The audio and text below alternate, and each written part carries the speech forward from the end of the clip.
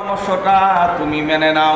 তুমি শুধু আস্তে আস্তে তোমার জবান দিয়া তুমি শুধু আহাদ আহাদ শব্দ উচ্চারণ করবা, আর আওয়াজ দিয়া তুমি উচ্চারণ করবা না।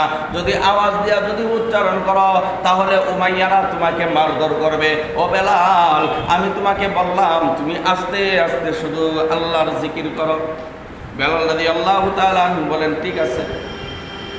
এই কথা বলে সিদ্দিক আকবর রাদিয়াল্লাহু তাআলা আনহু চলে গেলেন। কিন্তু বেলাল রাদিয়াল্লাহু তাআলা আনহু জোরে জোরে আহাদ বলতে লাগলেন। দ্বিতীয় দিন আবার যখন এই রাস্তা দিয়ে যাচ্ছেন, হঠাৎ করে দেখলেন বেলালকে শোয়া টানতেছে। হযরত আবু বকর সিদ্দিক রাদিয়াল্লাহু তাআলা আনহু কাছে গেলেন, গিয়ে বলতেছেন, এই বেলাল, তোমাকে না আমি গতকালকে বললাম তুমি আস্তে আস্তে বলার জন্য আল্লাহর নাম। বেলাল রাদিয়াল্লাহু তাআলা আনহু বলেন ঠিক আছে, আজকে থেকে বলবো। আবু বকর সিদ্দিক রাদিয়াল্লাহু তাআলা আনহু চলে গেলেন। দ্বিতীয় দিনেও তিনি আবার জোরে জোরে আহাদ আহাদ শব্দ উচ্চারণ করতেছেন। তৃতীয় দিন যখন আবার গেলেন, দেখতেছেন তাকে একজনে মারতেছে আর একজনে টানতেছে। এই মরুভূমির মধ্যে একজনে পিটাইতেছে আর একজনে টানতেছে, আবার পাথর দিয়েও নিক্ষেপ করতেছে।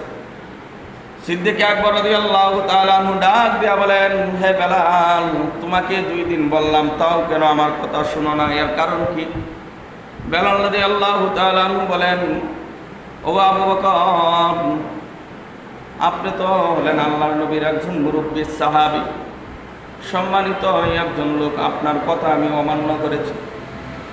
আপনাকে আমি কথা দিয়েছিলাম জোরে জোরে আহাদ বলবো না, কিন্তু তারপরেও আমি আহাদ বলছি। কারণটা কি জানেন?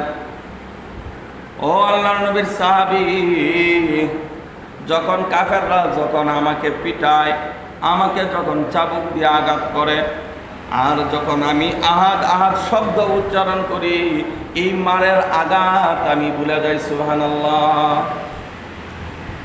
আমাকে যখন মারধর করলে কি হবে, কিন্তু আমি জবান দিয়া যখন আহাদ আহাদ শব্দ উচ্চারণ করি, ওগো আল্লাহর নবীর সাহাবী, আমি জবান দিয়া যখন আহাদ শব্দটা বাহির করি, আমার শরীরের ব্যথা আমি আর অনুভব করি না। কেমন ছিলেন হযরতে সিদ্দিক আকবর রাদিয়াল্লাহু তাআলা আনহু, কেমন ছিলেন বেলাল? এত মহব্বত দিনের প্রতি, এত মহব্বত নবীর প্রতি, এত মহব্বত আল্লাহর নবী